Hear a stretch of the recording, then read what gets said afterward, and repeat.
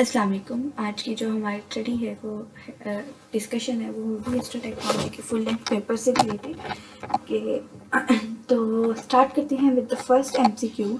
The study of histological structure of abnormal और disease tissue is called cytopathology. No, because cytopathology के अंदर हम लोग एबनॉर्मल और डिजीज टिश्यू के अलावा साइटोपैथोलॉजी के अंदर हम लोग सेल्स की स्टडी करते हैं कि किस तरीके से सेल्स आपके चेंज हो रहे हैं ड्यू टू सम डिजीज और एबनॉर्मल कोई भी आपके से स्ट्रक्चर फॉर्म होने की वजह से। दैट हिस्टोकेमिस्ट्री के अंदर हम लोग केमिकल रिएजेंट्स को यूज़ करके डेमोन्स्ट्रेशन ऑफ अ टिश्यू को स्टडी करते हैं या उसको अप्लाई करते हैं। हिस्टोपैथोलॉजी वो हमारे पास सब्जेक्ट है जिसके अंदर हम लोग histo means tissue and pathology mean disease. तो डिजीज टिश्यूज की स्टडी को हम लोग क्या कहते हैं? हिस्टोपैथोलॉजी। पैथोफिजियोलॉजी ये है कि आपकी कोई नॉर्मल फिजियोलॉजिकल फंक्शन था और उसके अंदर चेंजेस आ रही हैं, जैसे हार्ट के अंदर या फिर आपकी किडनी फंक्शंस के अंदर, और उनको आप स्टडी करें तो उसको हम कहते हैं pathophysiology. Complete removal of tumour mass by surgical procedure is called excision biopsy. ठीक है, इंसिजन क्यों नहीं? क्योंकि इंसिजन के अंदर हम लोग piece of a tumour cell हम लोग रिमूव करते हैं या टिश्यू का रिमूव करते हैं, जबकि ट्रिफाइन बायोप्सी में हम लोग जैसे बोन मैरो बायोप्सी होती है उसमें हम लोग ट्रिफाइन ले लेते हैं, a piece of a marrow ले लेते हैं और फिर उसकी स्टडी करते हैं। जबकि पंच बायोप्सी के अंदर हम लोग क्या करते हैं? स्किन बायोप्सी के अंदर की ये टाइप है पंच बायोप्सी। इसमें हम लोग डर्मिस एपिडर्मिस डिपेंड करता है कि हम हमारा ट्यूमर या हमारा जो लेजन है वो किस जगह पे प्रेजेंट है, वहाँ तक हम लोग उसको नीडल के थ्रू रिमूव कर लेते हैं।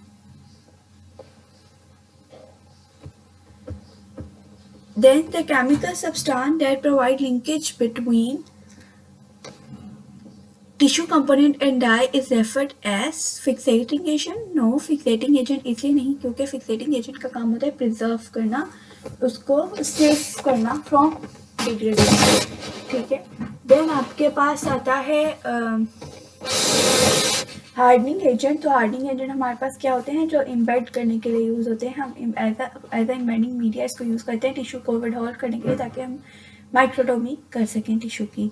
फिर moderating agent. Yes, moderating agent is a substance जो कि एक ब्रिज एज अ ब्रिज काम करती है बिटवीन अ डाई और टिश्यू कंपोनेंट, और उन दोनों को जो एफिनिटी है उसको इंक्रीज करवाती है। Penetrating agent. पेनिट्रेटिंग एजेंट को हम लोग इन्फिल्ट्रेटिंग एजेंट भी कहते हैं, जो कि आपके पास टिश्यू के प्रिजर्वेशन के लिए जब आप टिश्यू में से वाटर रिमूव कर देते हैं तो उसके जो एक्स्ट्रासेलुलर कंपार्टमेंट होते हैं उनको फिल आउट करने के लिए यूज़ होता है।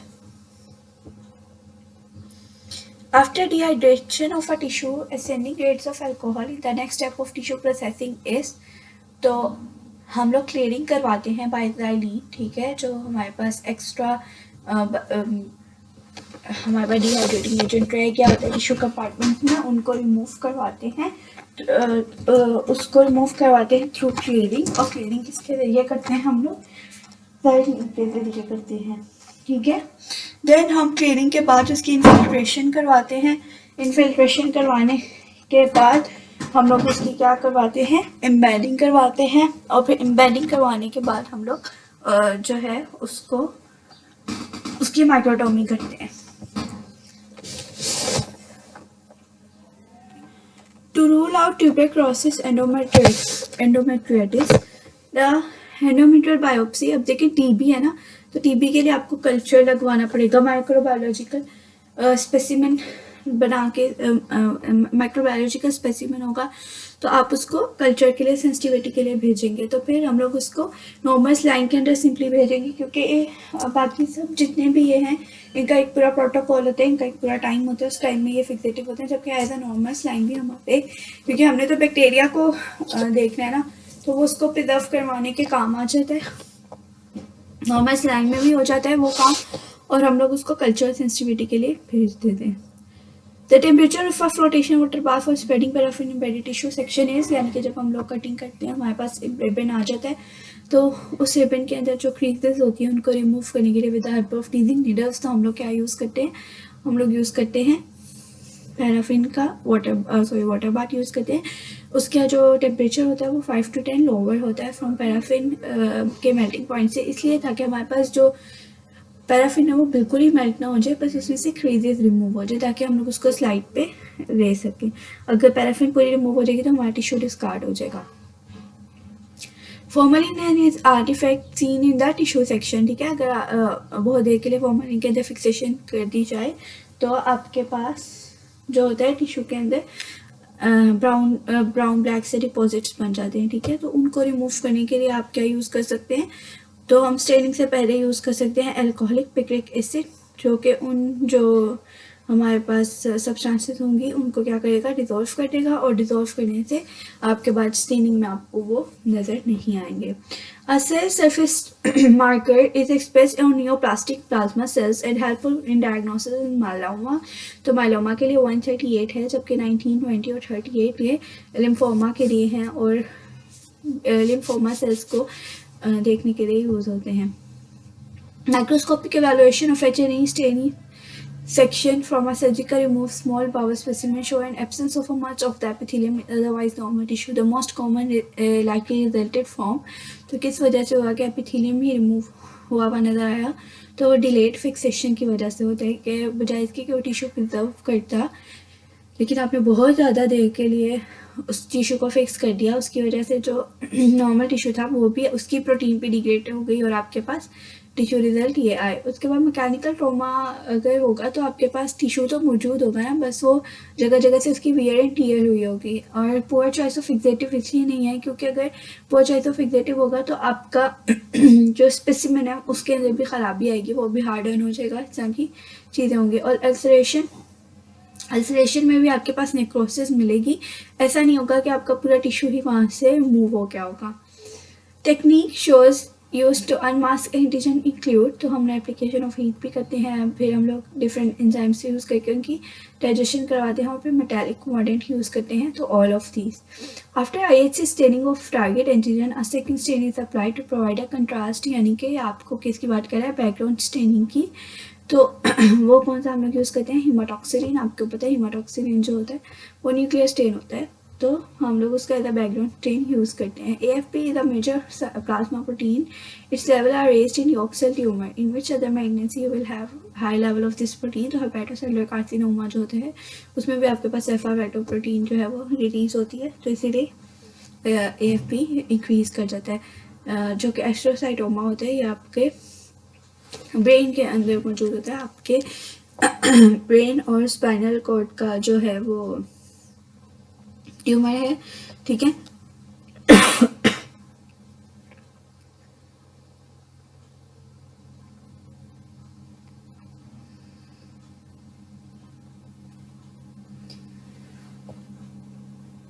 और आपको इसके अंदर म्यूटेशन मिलेगी ब्राफ की, ठीक है। और उसके अलावा जो मार्कर मिलते हैं वो TP53 भी हो सकते हैं, ठीक है, और EGFR भी होता है, ठीक है। ये डिफरेंट टाइप ऑफ हैं। इसके अलावा कोरियोकार्सिनोमा जो है इसके अंदर आपको HCG जो है हमें वो मिलेगा, उसके as a surface marker. Prostatic carcinoma में आपको PSA मिलता है। इन हॉजकिन डिजीज, तो हॉजकिन डिजीज का आपको पता है कि जो सबसे मेन वो है करेक्टरिस्टिक है वो रेड स्ट्रीमबर्ग सेल्स हैं, ठीक है। तो उनका वो पॉजिटिव होते हैं for CD15। What questions you need to exercise when fixating tissue for IHC। तो इम्यूनोहिस्टोकेमिस्ट्री के लिए ज़रूरी है कि आपके पास ओवर फिक्सेशन ऑफ टिश्यू ना हो। क्यों? क्योंकि अगर ओवर फिक्सेशन होगी तो टिश्यू रिमूव हो जाएगा, टिश्यू रिमूव हो जाएगा तो उसके ऊपर से एंटीजन रिमूव हो जाएगी, एंटीजन रिमूव हो जाएगी तो हम डेमोन्स्ट्रेशन नहीं कर सकेंगे सरफेस मार्कर की। A small excised piece of a living tissue obtained by surgical procedure are called biopsy specimen, ठीक है। आपने small piece of living tissue को जब निकालते हैं इसको कहते हैं हम लोग बायोप्सी, ठीक है। साइटोलॉजी के अंदर भी हम लोग निकालते हैं, बट हम लोग एस्पायरेट लेते हैं, ठीक है, सेल्स का एस्पायरेट लेते हैं। पोस्टमार्टम स्पेसिमेन के अंदर हम लोग क्या करते हैं, आफ्टर डेथ, ठीक है, आफ्टर डेथ जो है वो आप पेशेंट के अंदर से किसी भी के उसकी डेथ की वजह क्या बनी या क्या उसका रीज़न थी, तो उसके लिए हम जो स्पेसिमेन यूज़ करते हैं उसको हम लोग कहते हैं पोस्टमार्टम स्पेसिमेन। और एटोप्सी भी उसमें ही आता है, ठीक है। एटोप्सी भी आप उसका लेते हैं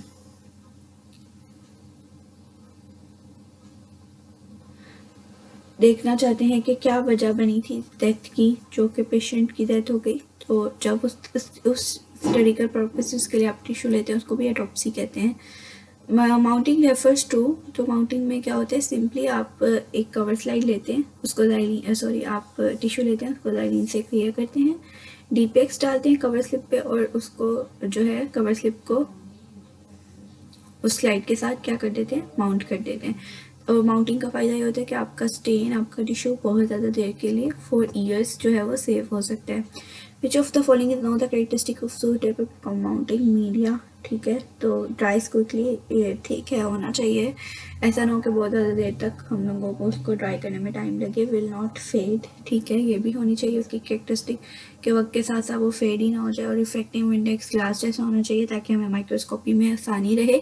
इट इज़ स्लाइटली कलर्ड, ये नहीं होना चाहिए, क्यों, क्योंकि अगर वो कलर्ड होगा तो जब हम स्टेनिंग करेंगे तो वो स्टेनिंग इंटरफेयर कर सकती है। From paraffin embedded tissue block slice are taken by a rotatory microscope. What is the usual range of thickness of a slice? तो rotatory microtome की 3 to 10 microns होगी। Which component is stained black with osmium tetraoxide? तो osmium tetraoxide specially lipids की demonstration के लिए use होता है, तो उसमें आपको लिपिड्स ही ब्लैक कलर के स्टेन नजर आएंगे। The purpose of paraffin infiltration is to ensure कि हमारा जो टिश्यू है इन्फिल्ट्रेशन उसकी इसलिए की जाती है ताकि बाद में उसकी एम्बेडिंग भी होनी चाहिए। तो जितने भी जब आपने पानी रिमूव कर दिया, अब टिश्यू के अंदर जो कंपार्टमेंट है, सेलुलर कंपार्टमेंट्स हैं, उनके अंदर हम लोग इन्फिल्ट्रेट करवा देते हैं क्या, पैराफिन, ताकि हम टिश्यू जो है वो इतना फर्म हो जाए कि जब हम कटिंग करें तो उसकी डिस्टोर्शन ना हो और वो हम लोगों के पास एक बिल्कुल सही तरीके से एम्बेड होने के बाद कट के आ जाए। In following tissue dehydration schedule pick that is in out of proper sequence, तो वो आपके पास 100% अल्कोहल है। हम लोग कभी भी डिहाइड्रेशन के लिए 100% अल्कोहल डायरेक्ट यूज़ नहीं करते क्योंकि उससे आपके टिश्यू के डिस्टोर्शन के चांसेस इंक्रीज कर जाते हैं। ये हायर, मेयर, डेलाफाइड, ठीक है, लैरिक, ये सारी के सारे आपके पास हेमाटॉक्सिलिन्स की टाइप हैं और डिफरेंट टिश्यूज़ के लिए यूज़ होती हैं। The most commonly use cytoplasmic stand for general purpose is, तो ईओजीन है। यूजीन आपके पास सबसे कॉमनली यूज्ड, एसिड फिस्टल भी as a background stain use होता है और कोंगो रेड भी, लेकिन eosin is the most commonly used routine histochemical stain for the cytoplasm. The most commonly use mounted is, तो वो आपके पास एक रिजेनियस मटेरियल होता है जो कि वोलेटाइल होता है, सॉल्युबल इन वोलेटाइल, जैसे कि आपके ज़ाइलिन वगैरह के अंदर, ठीक है।